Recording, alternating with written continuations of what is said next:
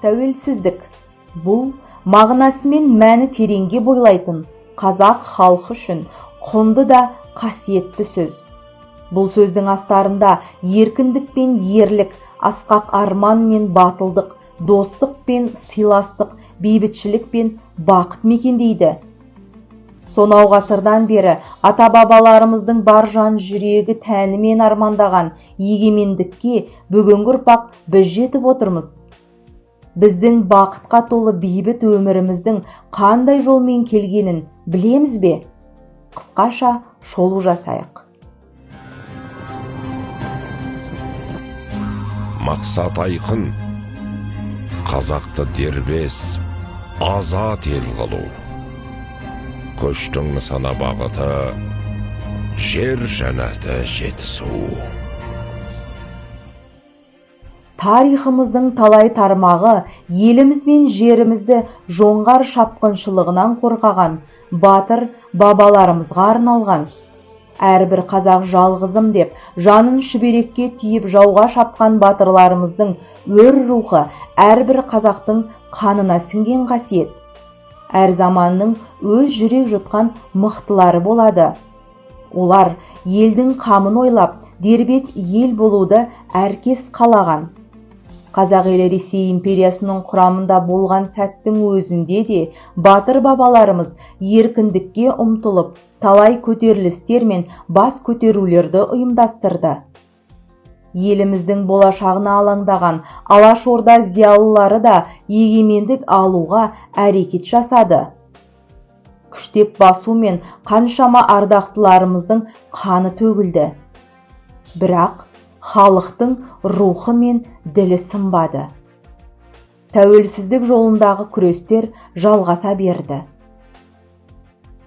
Тоңдырды мені, тоңдырды сені, желтоқсан желі ызғарлы деген өлең жолдарының шығуына себеп болған, қазақ көкірегіне ұмтылмастай із қалдырған 1986 жылғы желтоқсан көтерілісі әлі күнге дейін халық жадында. Кеңес одағының солақай саясатына ашынған, сол заманның көкірегі ояу, намысты жастары алаңға жиналып, ұлтымыздың тілін, дәстүрін, дінін қайтарып, құрметпен қарауды талап етті. Елімізге қазақ ұлтының әдет-ғұрпын, тілін білетін, жанын түсінетін басшы тағайындауды сұрады. Сіздер айтасыздар, депутатты ғана халық сайлайды, бе? Ал енді басшыны сіздер сайласаңыздар, халықтың қолдауымен сайлауларыңыз керек қой. Сіз халықтың қолдауынсыз халықпен ақылдаспайсыз. Өздеріңіз сайладыңыздар да қойып. Жоқ, басшы партияға ғана емес қой. Әрбірден кейін партияны ғана басқармайды ғой. Қазақ болу керек болды.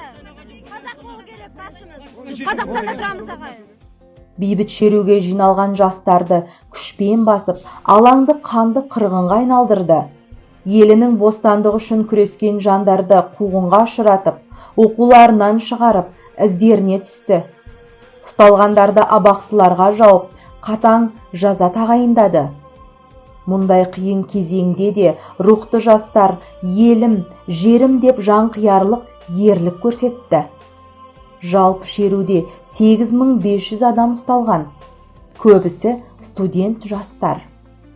Солардың ішінде Қайрат Рысқұлбеков, Сәбира Мұхамеджанова, Ләззат Асанова, Ербол Спатаев сияқты жалынды жастар бар еді.